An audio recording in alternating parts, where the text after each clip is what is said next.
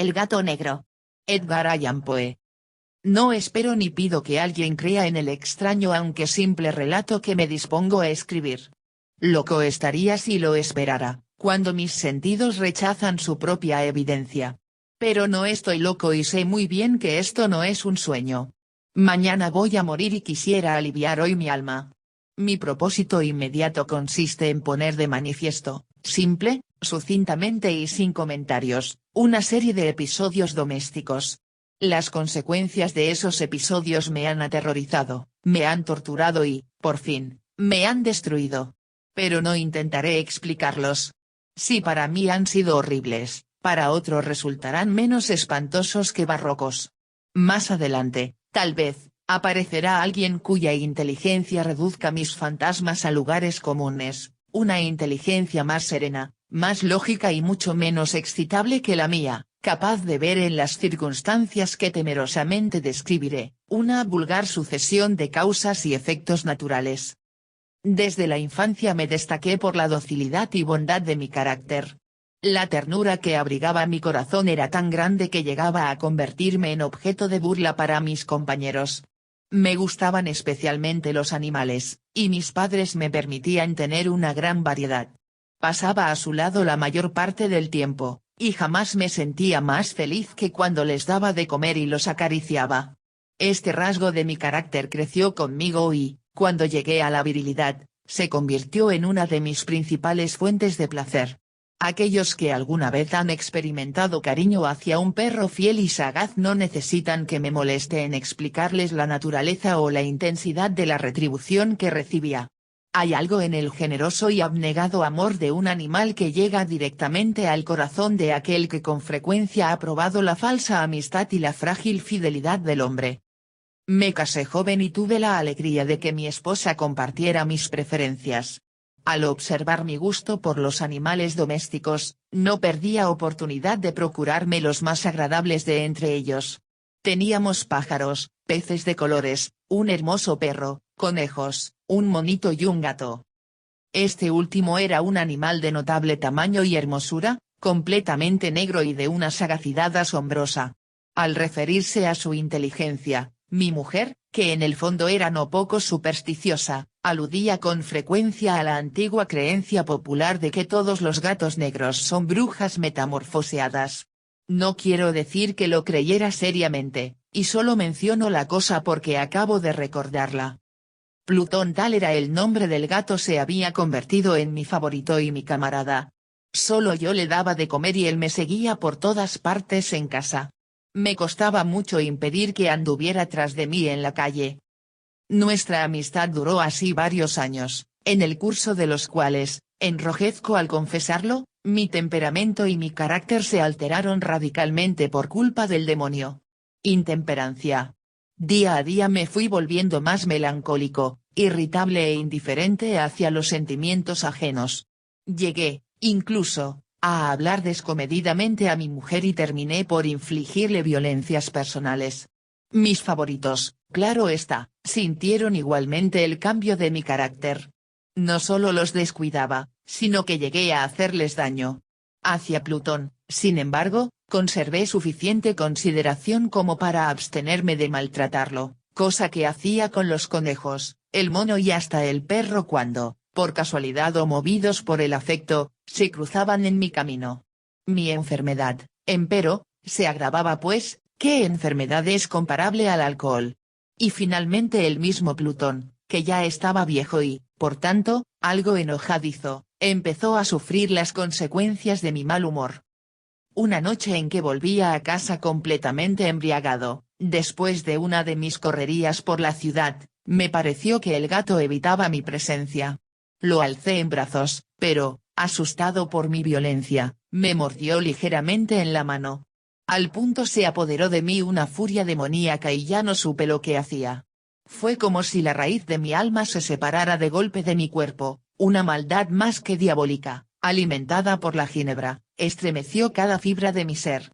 Sacando del bolsillo del chaleco un cortaplumas, lo abrí mientras sujetaba al pobre animal por el pescuezo y, deliberadamente, le hice saltar un ojo. Enrojezco, me abraso, tiemblo mientras escribo tan condenable atrocidad. Cuando la razón retornó con la mañana, cuando hube disipado en el sueño los vapores de la orgía nocturna, sentí que el horror se mezclaba con el remordimiento ante el crimen cometido, pero mi sentimiento era débil y ambiguo, no alcanzaba a interesar al alma. Una vez más me hundí en los excesos y muy pronto ahogué en vino los recuerdos de lo sucedido. El gato, entretanto, mejoraba poco a poco. Cierto que la órbita donde faltaba el ojo presentaba un horrible aspecto, pero el animal no parecía sufrir ya. Se paseaba, como de costumbre, por la casa, aunque, como es de imaginar, huía aterrorizado al verme. Me quedaba aún bastante de mi antigua manera de ser para sentirme agraviado por la evidente antipatía de un animal que alguna vez me había querido tanto.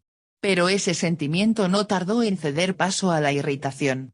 Y entonces, para mi caída final e irrevocable, se presentó el espíritu de la perversidad. La filosofía no tiene en cuenta a este espíritu, y, sin embargo, tan seguro estoy de que mi alma existe como de que la perversidad es uno de los impulsos primordiales del corazón humano, una de las facultades primarias indivisibles, uno de esos sentimientos que dirigen el carácter del hombre.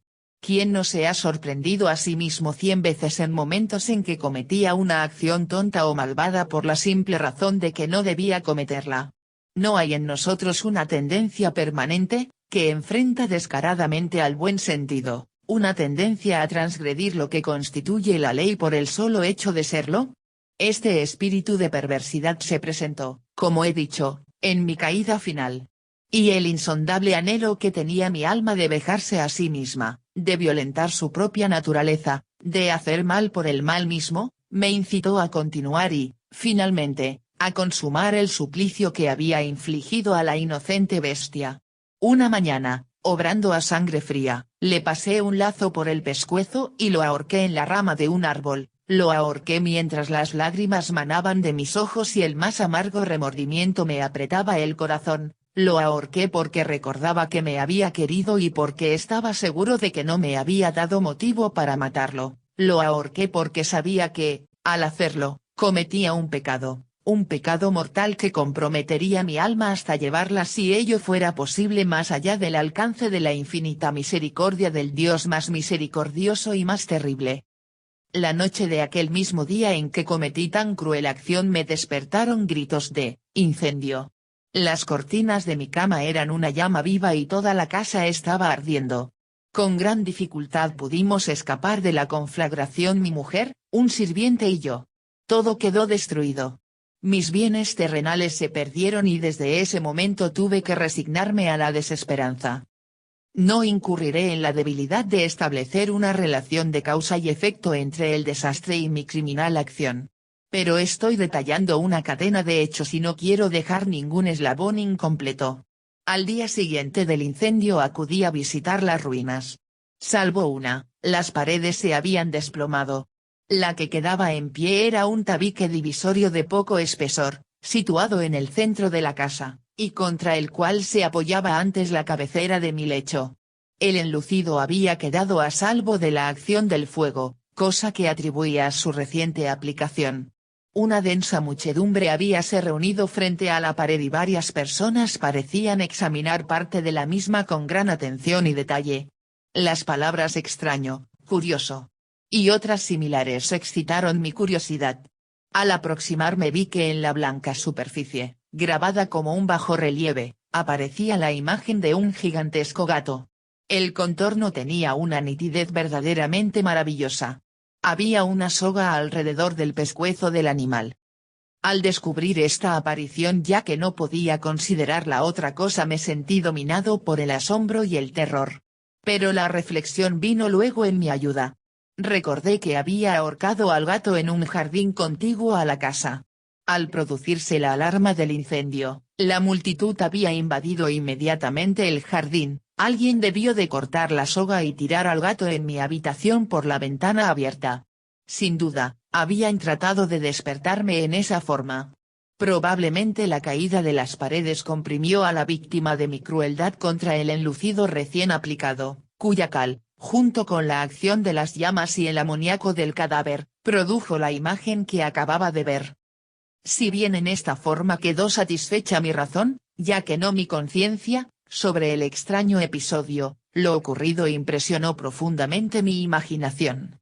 Durante muchos meses no pude librarme del fantasma del gato, y en todo este tiempo dominó mi espíritu un sentimiento informe que se parecía, sin serlo, al remordimiento. Llegué al punto de lamentar la pérdida del animal y buscar, en los viles antros que habitualmente frecuentaba, algún otro de la misma especie y apariencia que pudiera ocupar su lugar. Una noche en que, borracho a medias, me hallaba en una taberna más que infame, reclamó mi atención algo negro posado sobre uno de los enormes toneles de ginebra que constituían el principal moblaje del lugar. Durante algunos minutos había estado mirando dicho tonel y me sorprendió no haber advertido antes la presencia de la mancha negra en lo alto. Me aproximé y la toqué con la mano. Era un gato negro muy grande, tan grande como Plutón y absolutamente igual a este, salvo un detalle. Plutón no tenía el menor pelo blanco en el cuerpo, mientras este gato mostraba una vasta aunque indefinida mancha blanca que le cubría casi todo el pecho. Al sentirse acariciado se enderezó prontamente, ronroneando con fuerza, se frotó contra mi mano y pareció encantado de mis atenciones.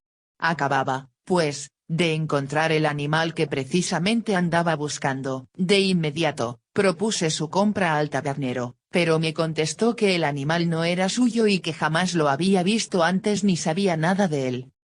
Continué acariciando al gato y, cuando me disponía a volver a casa, el animal pareció dispuesto a acompañarme. Le permití que lo hiciera, deteniéndome una y otra vez para inclinarme y acariciarlo. Cuando estuvo en casa, se acostumbró a ella de inmediato y se convirtió en el gran favorito de mi mujer. Por mi parte, pronto sentí nacer en mí una antipatía hacia aquel animal. Era exactamente lo contrario de lo que había anticipado, pero sin que pueda decir cómo ni por qué su mercado cariño por mí me disgustaba y me fatigaba. Gradualmente, el sentimiento de disgusto y fatiga creció hasta alcanzar la amargura del odio. Evitaba encontrarme con el animal, un resto de vergüenza y el recuerdo de mi crueldad de antaño me vedaban maltratarlo. Durante algunas semanas me abstuve de pegarle o de hacerlo víctima de cualquier violencia, pero muy gradualmente llegué a mirarlo con inexpresable odio y a huir en silencio de su detestable presencia, como si fuera una emanación de la peste. Lo que, sin duda, contribuyó a aumentar mi odio fue descubrir, a la mañana siguiente de haberlo traído a casa, que aquel gato, igual que Plutón, era tuerto. Esta circunstancia fue precisamente la que lo hizo más grato a mi mujer, quien, como ya dije, poseía en alto grado esos sentimientos humanitarios que alguna vez habían sido mi rasgo distintivo y la fuente de mis placeres más simples y más puros. El cariño del gato por mí parecía aumentar en el mismo grado que mi aversión. Seguía mis pasos con una pertinencia que me costaría hacer entender al lector. Dondequiera que me sentara venía a ovillarse bajo mi silla o saltaba a mis rodillas, prodigándome sus odiosas caricias. Si echaba a caminar, se metía entre mis pies, amenazando con hacerme caer, o bien clavaba sus largas y afiladas uñas en mis ropas, para poder trepar hasta mi pecho. En esos momentos, aunque ansiaba aniquilarlo de un solo golpe, me sentía paralizado por el recuerdo de mi primer crimen, pero sobre todo quiero confesarlo ahora mismo por un espantoso temor al animal. Aquel temor no era precisamente miedo de un mal físico y, sin embargo, me sería imposible definirlo de otra manera.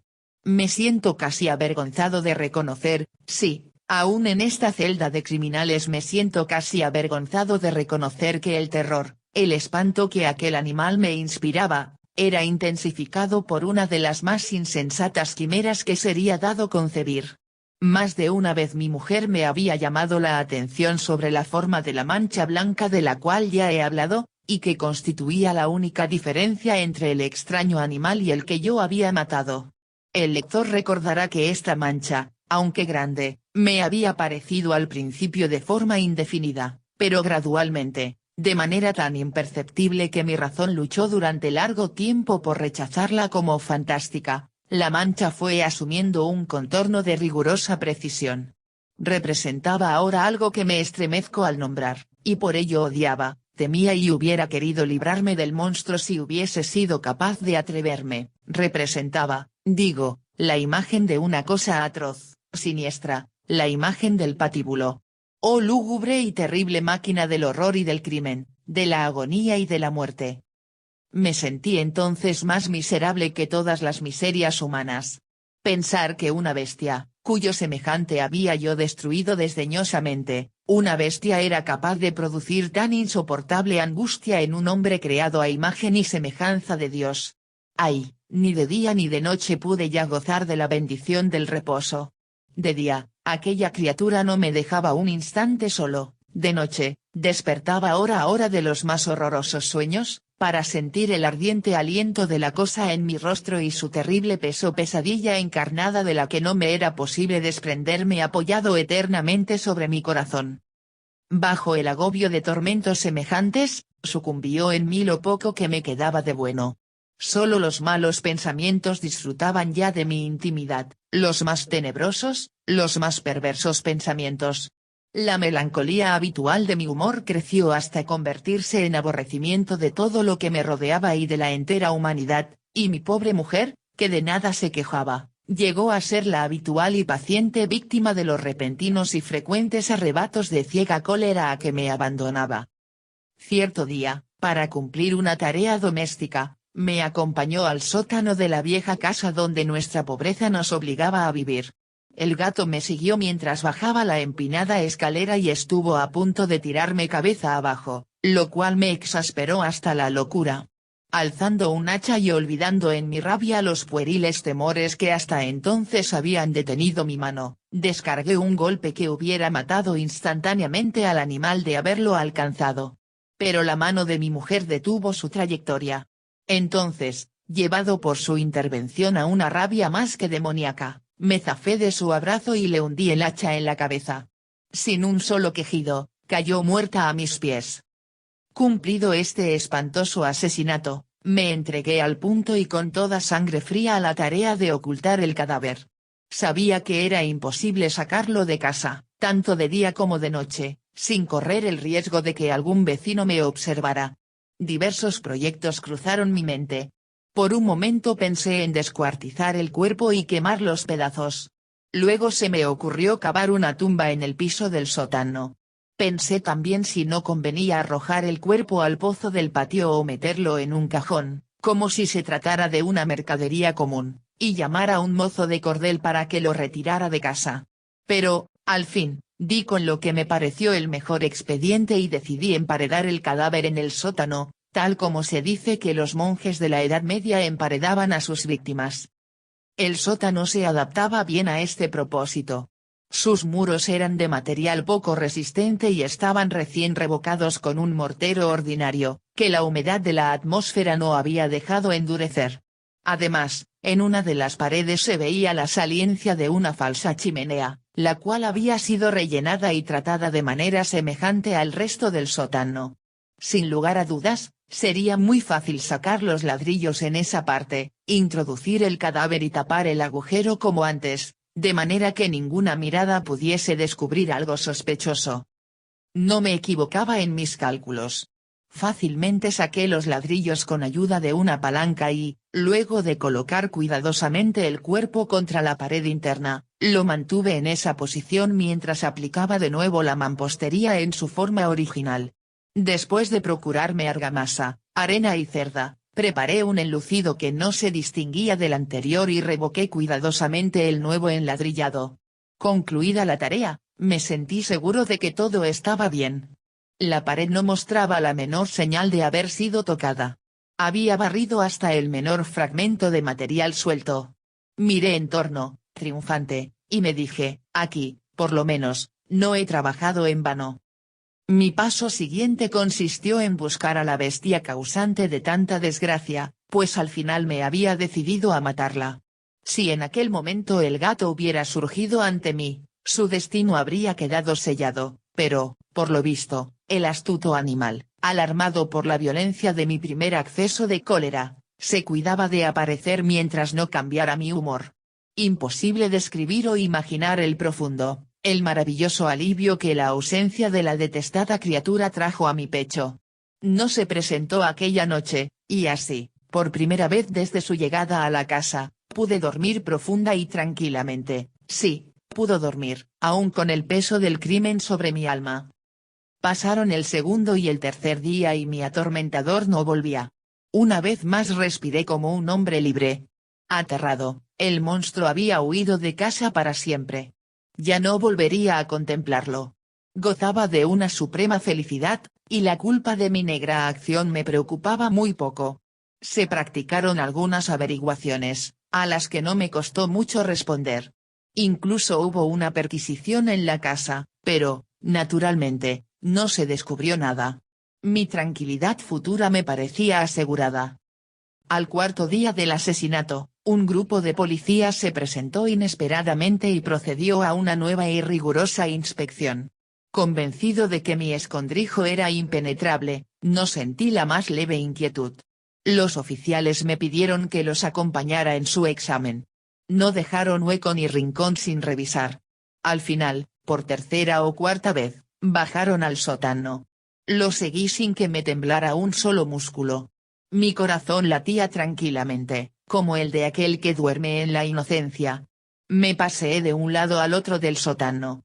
Había cruzado los brazos sobre el pecho y andaba tranquilamente de aquí para allá. Los policías estaban completamente satisfechos y se disponían a marcharse. La alegría de mi corazón era demasiado grande para reprimirla. Ardía en deseos de decirles, por lo menos, una palabra como prueba de triunfo y confirmar doblemente mi inocencia. Caballeros, dije, por fin, cuando el grupo subía la escalera, me alegro mucho de haber disipado sus sospechas. Les deseo felicidad y un poco más de cortesía. Dicho sea de paso, caballeros, esta casa está muy bien construida. En mi frenético deseo de decir alguna cosa con naturalidad, casi no me daba cuenta de mis palabras. Repito que es una casa de excelente construcción. Estas paredes. Ya se marchan ustedes, caballeros. Tienen una gran solidez.